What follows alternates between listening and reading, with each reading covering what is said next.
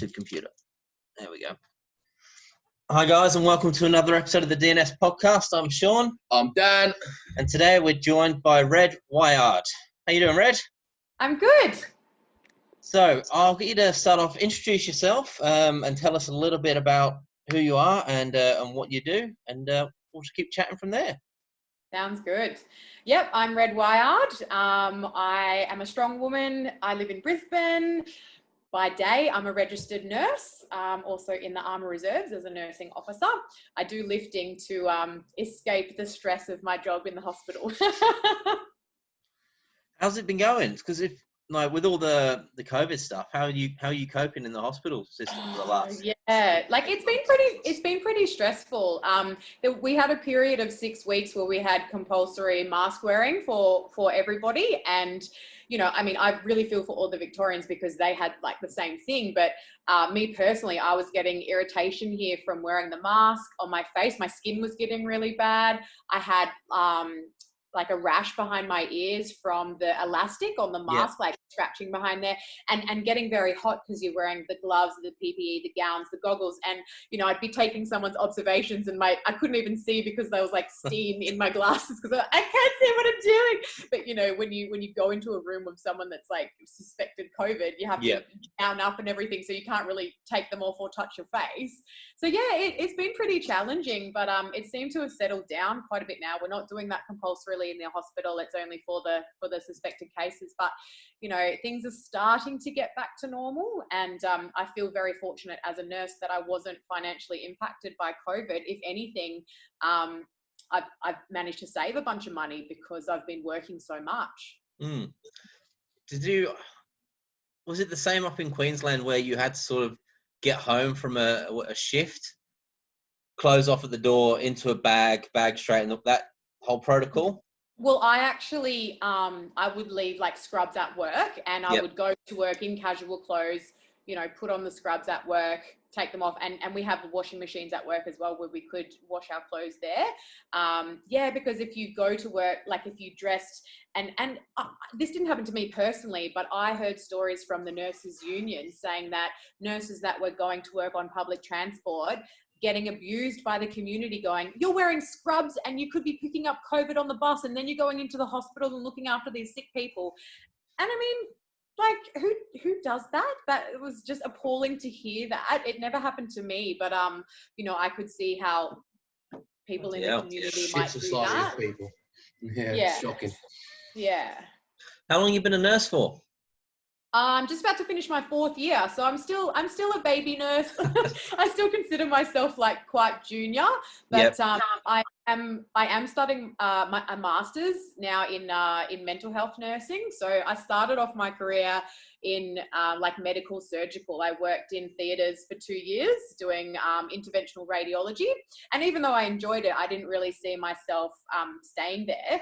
So then I ended up doing agency nursing, which it's very versatile. You can go around to lots of different hospitals, lots of different wards, and you basically get put a different place every shift. So you have to be quite adaptable to just like hit the ground running. Every hospital has slightly different procedures, or different shift times, different personalities and things like that. So it was a good learning curve to like get experience in that way. And then I got really interested in mental health when I started working at a prison, and that was a very eye-opening experience working with criminals. I was the assessment and triage nurse. So I did my nursing and paramedic degree, so I'm qualified in both trades. And the reason they wanted to hire me, I think, is because I had that advanced life support experience and also my defense experience. They were like, oh, she's not going to take any shit if the crims try and, Did the army come first, or did nursing come first? Which one? Did the army come first, or did nursing? So I actually joined the Army Reserves when I was 17, like fresh out of high school. And I did 4 years of reservist as a musician. Actually, I've got my treble clef here and my bass clef here because I play the piano. And I did, we used to play for all the ceremonial parades, Anzac Day services, mess functions, little private gigs. And that was like I did that while I was at uni. And then I had an 11-year hiatus. I went traveling and I did a bunch of other stuff. And then in 2018, I rejoined the reserves, but then I came back in the medical corps. Now I'm a nursing officer because I've come in with my degree. So yeah, I'm a lieutenant. So people have to call me ma'am and salute me. How's my experience of the army is like watching MASH. So MASH. Yeah, MASH. An old English show, isn't it? Nah, American, based on the Korean War. How does the ranking system work? What's next for you? How does the ranking system work? Well, yeah. I'm a baby officer, so Okay. I've only just recently become a nursing officer. When I first enlisted, it was as a medic, so that's like at a private level, at the base level, and there's so many hoops that I had to jump through to get to like an officer level. There was the medical, the psych testing, the fitness testing, the aptitude testing. You get interviewed by all the psychologists. They want to make sure that you're of sound mind because you have quite a lot of authority and you're in charge of a platoon. And essentially, if I get deployed, I would be managing like a first aid post and giving all the orders and being the one making those big clinical decisions. So they need to make sure that you're going to be able to handle stress well, and that you're not going to just crumble and have the wheels fall off as soon as, you know, something terrible starts happening, like a multi-casualty trauma or something like that. So there's a lot of rigorous assessment that goes into passing everything and actually getting to the level that I am now. So I just wasn't going to give up because I was like, I know I can do this. It was very challenging. And my application kind of got stalled a little bit because of COVID. I was meant to go down to Duntroon. Have you heard of ADFA, which is the Australian Defence Force Academy in Canberra? Yep. And that's where they do all their like officer selection. But, you know, flights was cancelled because of COVID. And then they're like, oh, we're not recruiting anymore. So I was still this like pleb private. You know, I hadn't done any of my credentialing courses to be qualified in that role because I knew that I always wanted to progress to be a nursing officer. And then finally I got this email to say, oh, we're just going to do the rest of your testing via Skype because, you know, we still want to progress your application, but you obviously can't fly down to Canberra to do all of it. And that was very, very daunting. I had to sit on a panel and there was like 4 really high ranked officers. There was a psychiatrist, like a brigadier, like a colonel, and somebody else that was in like the medical field asking me all these clinical questions. And then they just gave me all these scenario based questions and then put me on the spot and said, we want you to do a 2-minute speech about, what was it? Something about like if a prisoner was being tortured, like what would you do? Is that her humane form of treatment or something like that? And I was like, oh God. They're like, okay, you've got 2 minutes to prepare your speech and then you need to speak for 2 minutes. And I was like, my palms were sweating. I was so nervous. But that's just thinking about it. They want to see how you work under pressure. And you know, my job in the hospital is stressful, but I would have to say some of the army stuff is even more stressful because you've got a lot more responsibility and there's a chain of command that you have to follow and a ranking structure. And now I'm one of those like hobnob people that people. What's your background in sports? So have you started in the army at 17, did you say? Yeah. What's your sporting background? I was not really a sporty like kid much. I played like high school netball and cricket, but not really at an advanced level or anything like that. I was a swimmer. Okay. So I was quite a good swimmer. My star sign is Pisces, so I'm a little fishy. I've always loved the water. And my sister and I used to do like squads swimming training when we were younger, and we did like our little nippers. You know, like we were always at the pool, like 5 a.m. doing all the swimming training before we'd go to school. So we did quite well at our swimming carnivals and both got to regional and state level. Nice. So yeah, so I was a pretty good swimmer, but yeah, not much else. So what drew you into strength sports? What drew you into strongman then? Well, I actually used to be quite overweight. I think it was 2013. I just, you know, had this epiphany, like I was like, didn't like how I was looking, you know, all my clothes were getting too tight, you know, ended a long-term relationship and I was like, I got to do something about this. So I got a PT and I was just like a Globo gym person, smashing myself with cardio. Like I'd be doing spin classes, you know, all those like body pump and attack and all that from Fitness First. And I lost about 20 kilos in about 6 months. Nice. So that was like where I sort of started getting into the gym in 2014, where I dropped all that weight. And then don't judge me, I was a CrossFitter for 2 years. It's all right. We love the CrossFitters. Oh, do you? Yeah. Yeah. I did CrossFit for about 2 years from 2014, 15. And that's when I started really liking like the Olympic lifting movements. I really liked the strength days, you know, like deadlift max or squat max, but I hated like the rings, the gymnastics, the handstands, the running, like anything that was cardio based. So I was like, nah, like not my cup of tea. So then someone said to me, hey, like if you really like the strength stuff, like maybe you should try powerlifting. So I got a coach, Colin Webb. He's my coach, owner of Panthers in Brisbane. I started powerlifting with him 2016. So I did that for 2 years, competed a bunch of times. And then I wanted to move into strongman because I was kind of getting a bit bored with like the squat, bench and dead. Yep. I had like all these really good beginner gains. Like in my first year, I gained 80 kilos on my total. Nice. Yeah, so like my squat's my best lift. That went up significantly. I think from my first comp to my second comp, my bench went up by 12.5 kilos.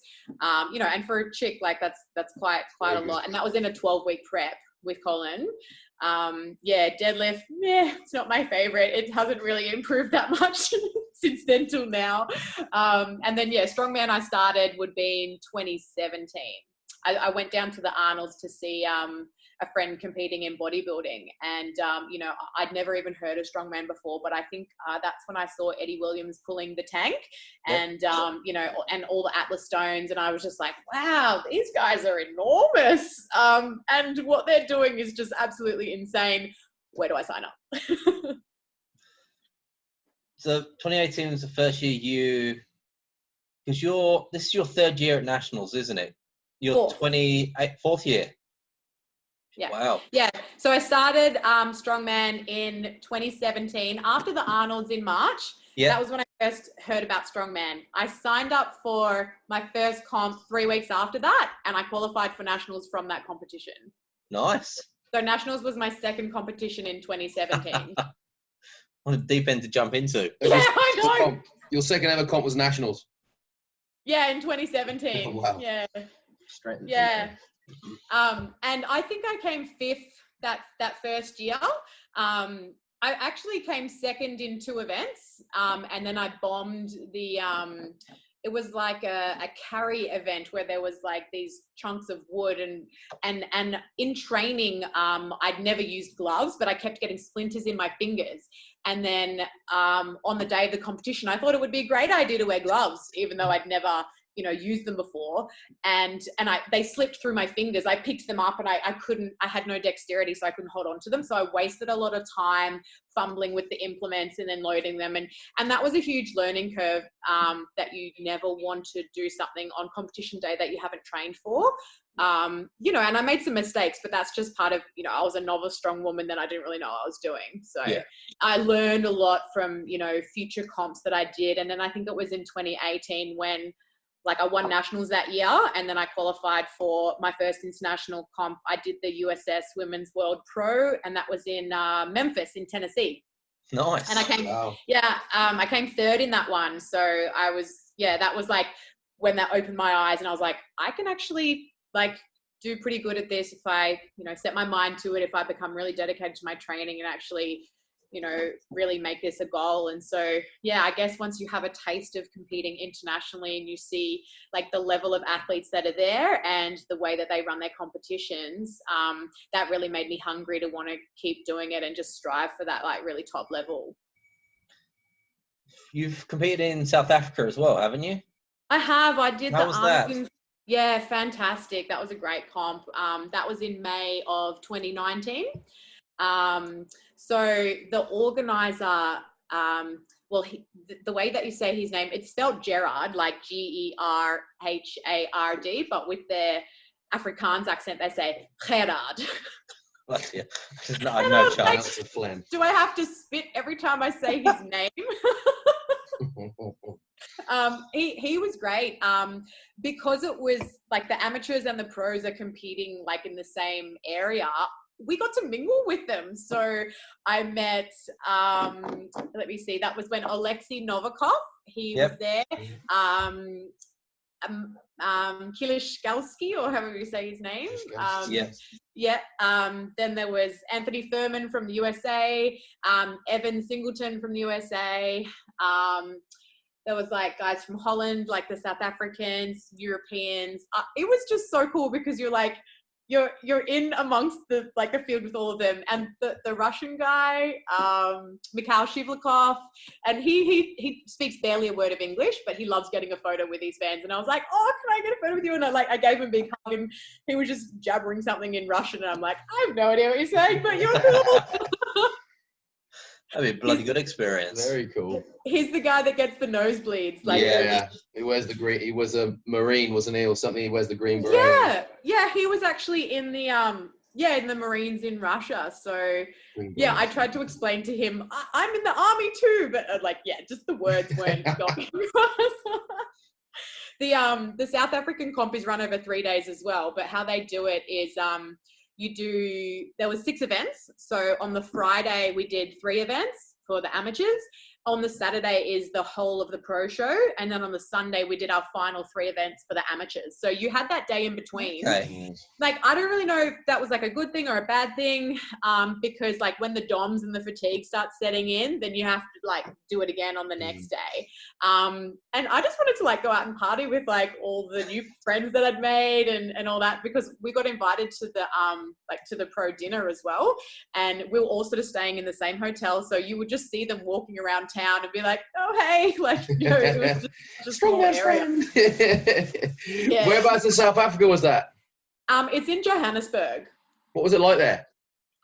Look, Johannesburg itself isn't the best town. There's a lot of crime there, when you go out into the suburbs and stuff. But where it's called the Stanton Centre. That's where it's like the convention centre in Melbourne. It's a multi-level building. And I'm pretty sure the South African show is the second biggest one. So the Ohio show is the biggest. And then South Africa is the second biggest. And it's also known for being the heaviest out of all of the Arnolds. The weights were just brutal. Not only for the amateurs, but for the pros as well. I think they had a 200 kilo stone for reps over a 1.2 meter yoke. And was it 250? Maybe it was 220, something like that. But a lot of the pros zeroed that event. They didn't even get 1 rep. And then the yoke was 550 kilos. Yeah. And then they did a truck pull. That was a really cool event to watch. Some guys moved it a tiny bit, but then there's those Trojans that just lean forward and it starts moving straight away. Evan Singleton won that event, I'm pretty sure. So it was really cool to watch, everyone sitting in the same arena, and the strongman stuff is all downstairs on the bottom level, and then the bodybuilding's on the next level, and then they've got the powerlifting, all the supplements and stuff. So it's multi-level. You could spend hours just walking around looking at all of the stuff. Sounds like Body Power back home. Yeah. I think Body Power is it's the biggest expo in the world or something. I don't know, because we're getting Arnold's in the UK now, aren't we? Well, they were. What's Body Power? It's a bit, it would have been like what Arnold's is down here, because there was no Arnold's in the UK, but now Eddie's now brought Arnold's to the UK. So I don't know what's going to happen there. So they'll be going up against each other now, won't they? Yeah, it was the biggest fitness expo in the Northern Hemisphere. It was in the NEC in Birmingham. It's a massive space full of strong. So it's held in Birmingham, Yeah, in Birmingham, yeah. Yeah, it's in. Well, they have the Arnold's in Barcelona. That's the Europe leg. I'm pretty sure the way that the year works out is Ohio's always first, in February or early March. Then the Melbourne show in Australia, in mid-March, and then you've got the Brazil show in South America. That's usually in April. Then the South African leg is in May, and then the European is in September. And then I think last year they did the first one in Canada. I didn't think they had done that before. It was quite a new one. So there's 6 of them. They used to have Arnold's Asia, but they stopped doing that from 2017, I'm pretty sure. Yeah, and then Eddie was going to be, I want to say Manchester. Or was he actually going to be near Birmingham as well? But that was scheduled for around October, because I remember it was supposed to be around my birthday. Yeah, and Body Power is May. So yeah. Well, I think the dates for Arnold's for next year are April. It's meant to be in April. I think I saw something come up on Facebook with an event, like with a save the date thing. Usually it's always in March on my birthday weekend. My birthday falls on the 13th of March. And like the last 2 years I've done Arnold's, it's been like I've competed and then I've been like, let's go out and party like, and celebrate my birthday. Perfect. So bummed it didn't happen this year. Like my prep was going so good. I was, you know, it was going to be something special this year. What Mason was making to take on that wheel of pain, it was. It was. He just makes works of art, doesn't he? His gear is so good. I actually ordered a utility yoke from him. When COVID happened, because that transforms into like 9 different bits of kit. I was using the Farmers today and the Axle. It's a yoke. It's also got dip bars. It's got a pull-up attachment. You can use it as a sled, like arm over arm, or to push. The Farmers has also got like a frame attachment. It's so great, and it was like $1,700 to do all of that stuff. It is like my favorite piece of kit that I've got in my garage gym. Love it. You see, he's got jammer arms to go on it now. He's got what? Jammer arms, so they slide on over the top, and you can basically use them as like a pendulum swing. So you can do leg extension, hamstring curls, chest press, rows, all off of these arms. I'm going to have to investigate that. Yep. No, I haven't seen that. Yeah, he's got that and the cable pulley system that works with it now for pull downs. So you can do like a lot of your upper body accessories. Yeah. Just do it all on that then. It's essentially just a one-stop gym. Strongman's multi-gym. Yeah. We've had one sat down on the gym floor for about 3 weeks. Whose is that? Yeah. A guy called Michael. He's picking up on Monday. Oh, he's coming. He's finally coming. Oh my God. Didn't you guys wasn't he making something for you, like with the bull's head on the top of it? Yeah, it's a wooden frame and Farmers.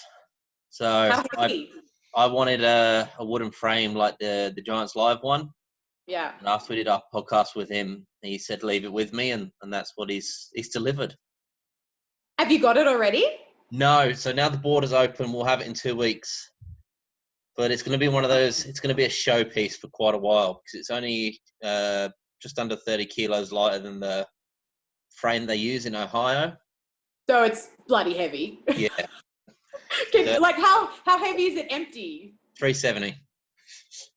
Wow. So as a frame, can anyone lift that in your gym? We'll soon find out. Yeah, find out. Maybe the forklift next door. Wow. So how come you wanted it so heavy? Or was that just like with the materials, it couldn't really be any lighter? I wanted it heavy. We were originally aiming for about 300. I don't know how it came in at that weight. I mean, but Mason being Mason, it's multi-use. So there's 4 anchor points on the inside, which you can run like a strap, a harness over. You know, like a car yoke. Oh, yeah. So, yeah. That's so you can run it like a car yoke as well now. So taxing on your back, that car yoke. There was one at Queensland Strongest. Yep. That's always a really, really heavy comp for our state titles because it is an Arnold's qualifier. And I think the car weighed about 400 kilos, but the straps like on the inside, you know, if you had like narrow shoulders, like a lot of the guys really, really struggled. They pick it up and they would have like their skin was red raw because it was like rubbing on the tops of their shoulders. And some guys moved it pretty well. Like the heavier weight guys coped with it a little bit better, but you know, the 90 kilo guys that were like trying to pick up this 400 kilo car, I was like, oh, you poor things. Was that the is that the one that lives at Muscle Hut? That's right. Yeah. It's like Big Dog Security or something like that. Yeah. I want to come up and try that. Yeah. Come up for a visit. We'll have a sesh. We need to soon. As soon as the borders open up. Yeah. So all of these comps you've done, you've been to Memphis, South Africa, you've, 2 times nationals champion. Are you doing this year's as well? Yeah, it's in 3 weeks' time on the 29th of November. Going for the hat trick? I hope so. Nice. What's some of your fondest comp memories? What's been some of the highlights for you? I went to official strongman games in Florida in December last year or November last year. So this was pretty much a year ago now. Like all my memories are coming up on Facebook, because it was pretty much a year ago. And that to me was such a special competition because that is the world's strongest man and woman. So you're competing with the pros, and in my weight division under 82s, there was like over 20 people in my class, and my goal was to come top 10. Unless you came top 10, you had to make the top 10 to make the day 3 of the competition. So there was 2 events on day 1, 2 events on day 2, and you only got to day 3 if you were in that top 10. So I knew that was a very high achieving goal, but I was like, look, what you need to aim high, and if they don't scare you, that your goals aren't big enough. So I knew that would be a challenge for me, but I did my best and I came in at 11th. So I was like, I just missed out. But that made me more hungry to want to go back and try again. But the top 6 that were in the top 10 were all pro strongwoman. So for me to come in at 11th, I was actually like, you know what? It's not terrible, but we're always our own worst critics, and you can beat yourself up. I zeroed the Viking press, which was the first event on day 1. A lot of people zeroed that though, didn't they? Oh, it was just awful. The levers, the grip was extremely wide. I think the one that I'd practiced on, it was just outside shoulder width. Overhead pressing is not one of my strong events. And especially when you're doing an incredibly wide grip, I just felt like I was getting a lot of pain in the backs of my shoulders. The competition weight was 90, and I think I'd hit up to 85 for an extremely ugly, grindy rep in training. So I was like, oh, look, maybe with this deload and all the adrenaline, I'm hoping to just get 1 rep, because I knew that if I zeroed, that just stuffs up your points, and, mentally, it really can mess you up for going into the next one, because you really beat yourself up if you zeroed something. That's what happened. I got there, and a lot of people were saying that the weight was actually 10 kilos heavier than what it actually was. So 90 kilos was my comp weight, but the actual implements were 100, because if you didn't set your height correctly, you were having more weight in the hands, and it's always quite a difficult event to measure your proper height. And I tried, and it was for an AMRAP in a minute, and for the whole minute I was there struggling through it, going, oh, come on, Red, just 1 rep. And I could hear all of the Aussies. There was 11 Australians that went over, which was so awesome, because we were the loudest people there. I brought my Australian flag and I'd hung that on the fence, and we were camped out there for the whole 3 days. And every time an Aussie was competing, we were like, come on, as loud as we could. Naramu in the under 90s ended up winning the under 90s. Carl Sherry in the under 80s, he got 2nd. Jessica Cameron, she's from Canberra, she got 9th place in the lightweight women. I got 11th in the middleweight women. And then we had Alarine Claire. She's living in New Zealand now. Open women, I'm not sure where she placed. Lee Shaw was in the under 90s. We had Simon Brown in the 105s. What's his name? Another guy from Perth, and another girl from Perth. My mind is just gone foggy right now. But yeah, 11 of us in total. And then, Benny and Beck Chesham as well. So they're some of my best mates that I met through competing in strongman, and everyone just had a ball. That was probably my most memorable competition experience, just because I got to do it with a lot of my friends, and the fact that you're meeting the pros and you're competing with them. Like Donna Moore, for example, she's world's strongest woman. She has multiple titles, multiple world records. She's so humble. You meet her and she's just the loveliest person. I mean, we're both ambassadors for Girl. Yep. And so we did a little photo shoot and a little video stuff for their promotion material with Courtney Olsen, who's the CEO of Girl Clothing. Same as Rebecca Rowley, who ended up coming 3rd in the middleweight women. She's an awesome chick from Utah. And so meeting those people that I'd idolized for so long, I'd been following them on Instagram. And then when you meet them in person and they're just normal people, but really fucking strong. What's what was your favorite event? I really like the farmer's carry. That is one of my best events. The weight over there was 103 kilos per hand for 20 meters up, and you had to turn around a keg and then 20 meters back. So my national record is 105 kilos per hand for 15 meters, and I did that in 13 seconds. And I'd done that 2 months prior to going over to America.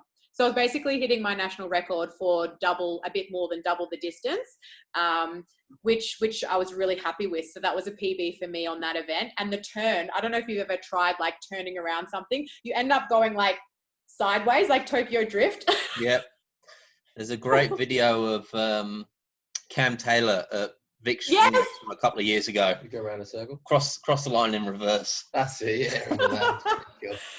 Well, I made like my tactical approach to that was to come in wide going up, go around the keg, drop it straight after I've done the turn, and then pick it up and go again. Because if you lose that turning momentum, it's actually good so that I could pick it up in a straight line again. I knew if I held onto it the whole way, I'd end up going sideways, and it was such a ridiculously heavy weight for me.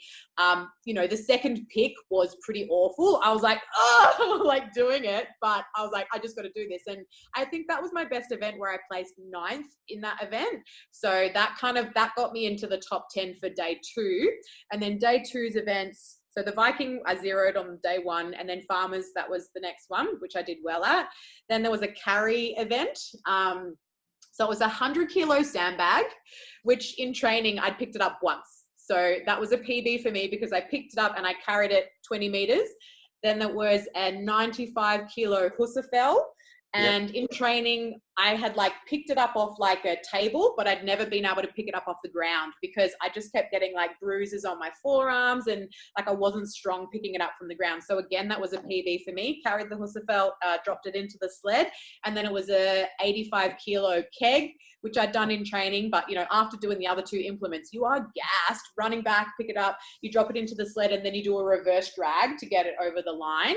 And you had 90 seconds in the time cap to do that. And I got to the sled and I'd pulled it like a meter or 2 and then the time ran out. But for me, that was a PB as well because, the sandbag, I'd only picked it up once and I managed to carry it for a 20 meter distance. So I was actually really happy with that. And then the final event on day 2 was the deadlift ladder. Yep. And that was ridiculously heavy. For my weight class, it was the first barbell was 165. And that was like my raw max at the time. And then the second barbell was 185, and that's my suited max. And then the next barbell was 205, and then the next barbell was 225. So I got the first 2 barbells, and then I attempted the third one, and it came off the ground about this much. That's when they debuted the Cerberus deadlift bars, wasn't it? Oh yeah, it was, yeah. And that was when I met Callan Limcott, who's the founder of Cerberus, and planted a few seeds that I was interested in becoming part of Team Cerberus. And then it was like the following year, he's like, oh, I remember you from South Africa. And I'm like, oh, cool. I didn't remember like actually meeting him in person then, but he said, oh, I couldn't forget your red hair, and you had red lipstick and a red bandana. And I'm like, yeah, that sounds like me.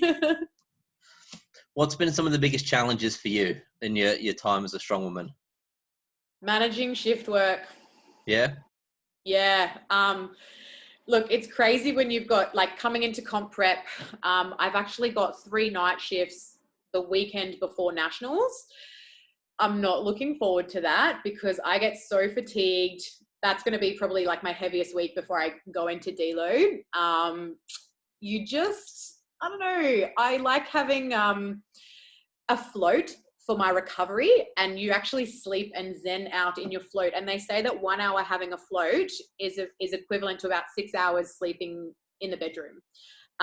So I'm going to try and like book in some more floats and getting like remedial massages and just trying to look after my body because my sleep might not be the best. So I have to look after my body in other ways with my nutrition and, just try and do the best I can with the recovery process because I'm going to be so beat up. What's after nationals? So is that your last comp for this year? It'll be my only comp for the year. Yeah. Only comp, yeah. what's 2021? You know, assuming things continue the way they are, trending the way they are, what would your goals be for 2021 as a competitor? Well, so I've already qualified for the Arnolds. So if that happens, I would love to do that. But just with time frames with work, I think I'm meant to be away doing some army courses. Like, as I said, I'm only a fairly new nursing officer. So there's a bunch of like courses that I have to do down in Victoria, and career comes first for me. Strongman is a hobby. So, you know, strongman isn't going to pay my bills, but doing these military courses are. So I just need to make some, you know, adult decisions and see how the time works out. If it does, I'd happily do the Arnolds because it's always a really fun comp. You know, Aaron just runs it seamlessly. Mason makes some amazing equipment, and to catch up with everybody in that environment, it's just an epic experience. I really wanted to go to Scotland this year and lift the Dinnie Stones. I don't know if you saw my training for that, but on the 2nd of August, there was a Scottish festival called The Gathering, and I had to register to do the Dinnie lift.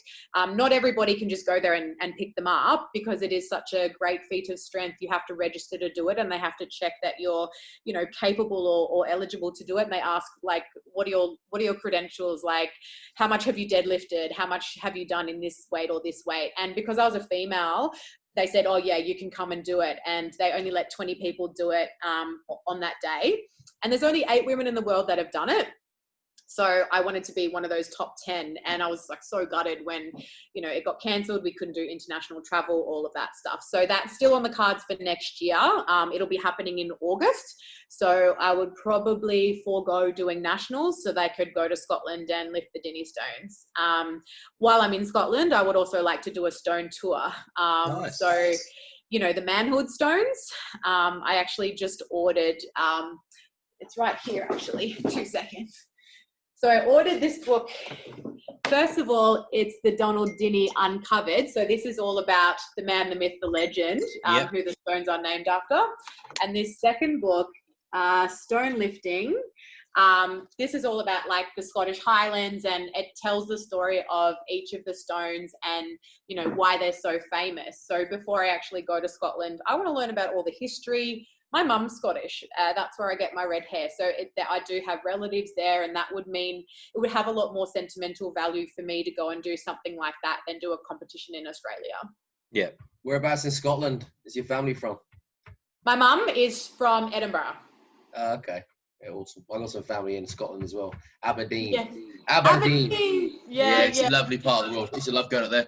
It's beautiful. And I'd love to go to the Stoltman Brothers gym, just like, you know, check in, say good day, and if I could go and train with them. Are they in Inverness? Are they at the top of Scotland? Inverness, is it? Yeah.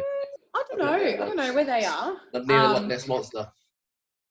Yeah, but the final thing on the calendar for 2021 would be Worlds, because I've qualified for that. I did the online qualifier, which was uploading your max deadlift and your max overhead press.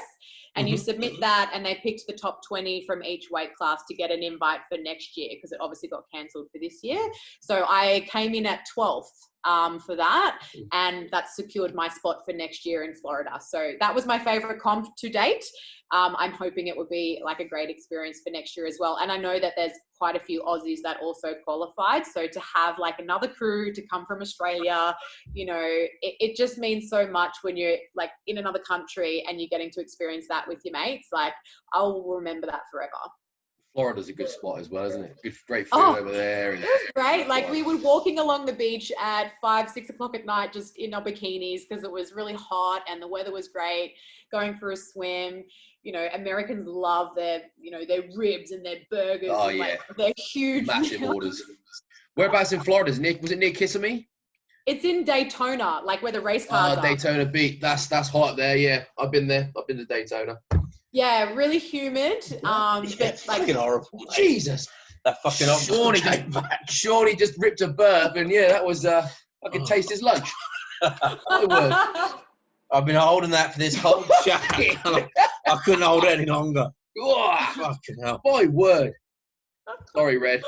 Well, I didn't smell it. You might be able to in a minute. That's travelling at some knots, that one. Jesus. Hot dogs for lunch, and it's fucking done a number on me. How long's the flight to Florida from here? Well, I have relatives in the States because my father's American. So I went from Brisbane to LA. I stayed 2 nights there to adjust to a bit of the jet lag with my cousins in LA. And then I went from LA to Daytona. So I think if you were to do it all at once, it's about 20 hours in transit.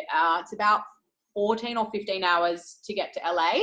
And then, you know, with your layover, and then it's about 6 hours, I think, from LA over to Daytona. But there's actually no, I flew into Orlando, which was like an international main airport. Daytona's only like a smaller airport. So I flew into Orlando, and then me, Benny and Beck, we just got an Uber. The 3 of us split that to get to Daytona, which was just under an hour's drive.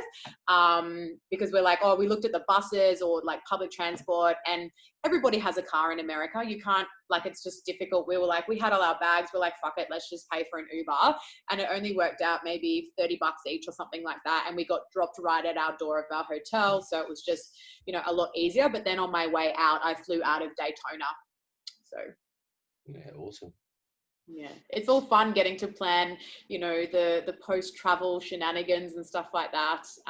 That's why I love competing overseas, is because not only do you meet like a whole new pool of people, but there's the opportunity to travel afterwards. Like when I did 2018 in Memphis, I went to Costa Rica, Panama, and Mexico after the competition. When I did South Africa, I did like a safari for 3 weeks to Botswana, Mozambique, Zimbabwe, and the Kruger National Park, which was like you're driving around on Jeeps and getting to see lions, which are like right there, zebras, elephants, like such an incredible experience. And then after the official Strongman Games comp last year, I ended up going to New York for 5 days, and then to see my relatives across America. It's awesome. That's so really good. So good. That's why I'm like so stoked to go to Scotland next year, hopefully, pending travel restrictions. But another comp I got invited to was the FIFO Power Week. Have you heard of that? It's in Norway.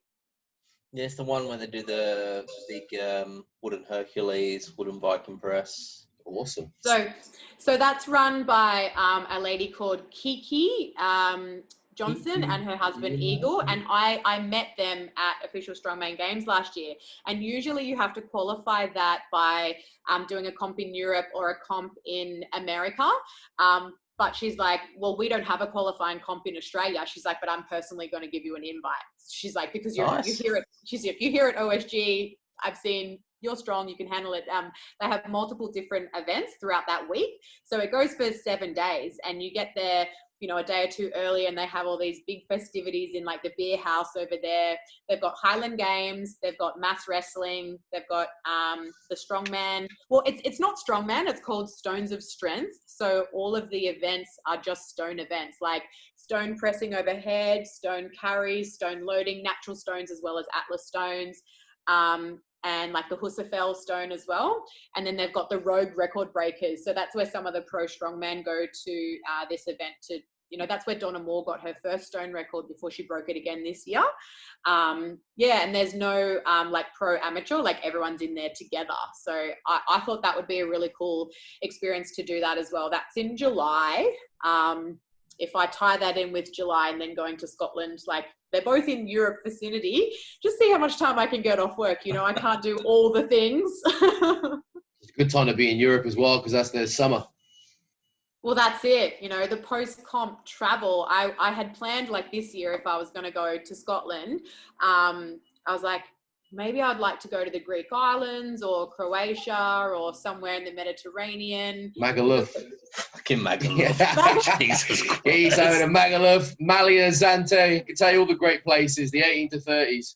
Great holidays. Oh, I'm well past that age. Yeah, you can still go on them whenever. They're crackers. Is Magaluf, that's where like all like if they finish high school and they go on what's called like the schoolies week or whatever, that's what we call it. Yeah. But you'll still get people of any age who go, it's just a big piss up. Yeah, that's what I mean. Yeah. Drinking piss up, yeah. Because I never drink when I'm in my competition prep. Like, I'm pretty strict with my diet and, you know, no alcohol. I don't smoke or anything like that. So when I'm in my comp prep, I'm so religious with my routine. And then after the competition, I don't mind a drink or two and a boogie on a dance floor, you know? So I remember at Arnold's last year, you know, we went to Centerfold Lounge. It's a strip club in Melbourne. And then after that, I remember being at some bar and friends like dancing on the tabletops. Crikey. Love it. It's a hell of a way to celebrate Arnold's win. Well, as I said, it was my birthday weekend. So that's celebrating post-competition, you know, and my birthday. So nice. Hopefully it goes ahead next year. Will you guys be there? Yeah, we'll be there. Yeah, we've been dying to go down since I've been in this country, so gotta get to go down. Have you not been yet? No. Well, we were going to go to the one which was 2020, but obviously that didn't happen. So yeah, we'll be there at the next one. It's always a good catch up with everybody, you know, because as I said, you follow people on Instagram and stuff, and then you get to meet them in person, which is really cool. Yeah, it'll be. I think our next big one is going to be Compound Carnage. Oh yeah. Well, do you know what? I was actually thinking of coming down for that, not competing, but just coming down to support everyone. And I had a look on the event page, 16th of January and 17th of January, isn't it? Yep. Yeah, I'm going to request that weekend off work if I can, and pending flights and borders and all that. Yeah. I'll just come down and say good day to everyone, because I love traveling. I love being in the strongman community, and I love cheering for other people, like seeing other people get PBs and supporting them. It's going to be a fun time. So it's going to be a hell of a weekend, because we're one of the major sponsors for it. Oh, cool. And Dan and I will end up on reffing duties. I think that's what we've been assigned. Yeah. As always. As always. Yeah. Have you guys done reffing before? Oh yeah.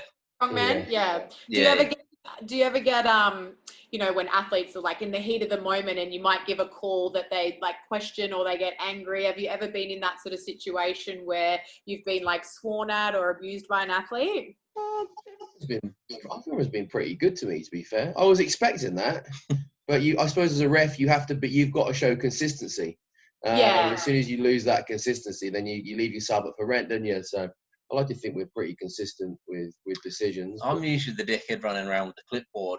So, because I organise all of our comps and plan them out. So I'm running around like a tit in a trance, and Danny Boy's the referee. So yeah, I've reffed a bunch, but I'm also unintentionally, I've got a case of resting bitch face. So oh yeah. So you're like, yeah. So generally they just leave me alone. Well, I reffed a comp that we held at Panthers. It was just like a novice, like strongman one, but like we had the weight classes, but there was a novice division, and maybe, you know, if it was someone's first comp, they didn't understand that when you do a log like clean and press, you have to lock it out and you have to be looking at the ref to like give you the down call. Yep. A lot of people were doing like the rep and then dropping it, and I'd say no rep, and the person that was counting was like, oh, and I said no, take that one off, no, that was a no rep, and then the athlete was getting like really, really annoyed, and I had to say, everybody just listen, this is the way that the rules are. You have to lock out the log. You can't be moving around. You have to be stable in the lockout position, and then I will give you the down call, and then you will get the rep as a good rep. And then, you know, unfortunately, I hated having to say that because athletes were disappointed, but I had people say to me afterwards, you were really fair, you were firm, but you were fair. Yeah. And you don't want people, especially at like really big comps like Static Monsters, for example, someone's doing a log, like going for a record, and someone's giving a shitty call. What about those other people that got like, you know, heavy-handed with their calls? But, you know, there's like that borderline. But I know that if I do help out at competitions and stuff like that, I know what the rules are. I know what the standards are. You know what you accept, so you wouldn't accept someone doing, you know, a shitty rep. Exactly. Yeah, we've sort of developed a reputation for being firm but fair. So that's good. The rules are, you know, locked elbows, head through, wait, blah, blah, blah, blah. Wait for your down call. If you miss any of those, it's a no rep. Exactly. You get those, you'll get your down call. So, and as long as you're consistent across all of it, it'll be fine. No one should get their goat up, and if they do, then they can go and find another. Sponsor. I love seeing those really grinder like deadlifts. I think there was one at Official Strongman Games, and as I said, like there was 4 barbells like all in a ladder. But by the time you get to the end one, you were just gassed, you know. And this I think it was a guy that was in like the lightweight men under 80s or something, and it was like a 20-second grind. Like he's jackhammering and his legs were doing these ones, and you know, and he hoists it, like hitches it, and then he gets it up. He was so excited that he got it up, but he didn't wait for the down call. And so they were like, yeah, no rep. And he was like, oh, I'm not doing that again. Well, it was like the famous Eddie when he did when he set the new world record at the time. And Benny, the 360 or whatever it was? 460? Yeah, 470. 500? No, the one before. Oh. And he didn't wait for the down call. He just dropped it. And as soon as he did it, he hands on the head. He was like, no. It was at Britain's or something, wasn't it? Yeah, it was at they did it at Headingley Stadium. They did it was before the Giants Live event. They do a deadlift comp on the Saturday. But then he went on to deadlift the 500, so it was all forgotten. I think if athletes are aware of it, if they've dropped it too quickly or they know it's a dodgy rep, it's good that they've got that insight into knowing that that's not acceptable. It's when the athletes like do the rep, you know, they don't get the call and then they kick up a stink about it and behave really poorly. Yeah. Not cool. Not a good look. No. Look, I know Drew at Nationals last year made it quite clear that like abuse of a referee or a judge won't be tolerated. That's fair enough. We're also part of like a public festival, like the agricultural show, whatever it was called. Yeah, the Mount Gravatt show. Yeah, like there'll be no swearing because there are kids around, so you'll be given one warning and not a second. Mm-hmm. You just have to set those expectations. Well, this year, Nationals was meant to be held at the Ecca, which is like the Royal Exhibition show. And that's where they held the Record Breakers event last year. And there was going to be like a licensed bar. It was in the wood chopping arena. That was going to attract a massive crowd. That would have been such a good promotional opportunity for our sport, getting lots of onlookers to be like, oh, what's that? What are you doing? More opportunity for sponsors. You know, hopefully next year that can happen. And I feel very fortunate that I live in Brisbane and Drew runs it, so I don't have to travel for that particular comp. This year is going to be a little bit different. You know, you've got each state running their own little thing with only 20 competitors total in each little area. So I don't know how many other people have signed up interstate. And that's kind of like, it's kind of hard because, you know, if you win an event, then you go last in the next event. You want to know how many reps somebody else has done so you don't have to gas yourself. If someone only got 1 rep, you don't need to do 20 reps. You just need to do 2 reps to win. So it's going to be hard. Do you go hell for leather or... my advice would be go hell for leather because you don't know what's happening in the other states. Yeah. Cover your ass. There's 2 events that you can potentially break Australian records. So that is the farmer's carry and the 18-inch deadlift. Mm-hmm. So I'm hoping to have a crack at both of those. Nice. Awesome. Where can everyone find you, Red? How can they keep up with your training, your competitions, and see you're traveling? Instagram's probably the best platform. So it is Redalicious. Like red and then alicious _strongwoman. So that's my Instagram, and I have my Facebook athlete page. If you just search Red Wiard Strongwoman. Spell Wiard for them. WIARD, like Ward with an I in between. There you go. Because as we said before we kicked this off, I asked how you pronounce your last name. I would have said Ward. Wiard. It sounds like a guy from Newcastle upon Tyne. It does, mate. Wiard, mate. Wiard. I love it. Yeah. If you change the A for an E, it's weird. I bet you've had to put up with that a lot. My whole life. Yeah. Right. I get called Wellington, so it's all right. You'll be fine. Wellington. My surname's Wellington, but everyone calls me Wellington. Oh, yeah. And then when I when I say, oh, my name's Red, then I get, oh, pink, orange, yellow, blue, green, and they name every other color under the sun. Bastards. Mate, I got it easy. Yeah. Ballsy. Fucking hell, that takes me back. I haven't been called that in a long time. Well, hopefully I can catch up with you guys at Carnage in the new year. Yeah, definitely. Absolutely. And if you end up coming down for Benny's comp at the end of this year, we'll see you there. Oh, you're going too? Yeah, we got a few of our athletes competing. Oh, awesome. How many?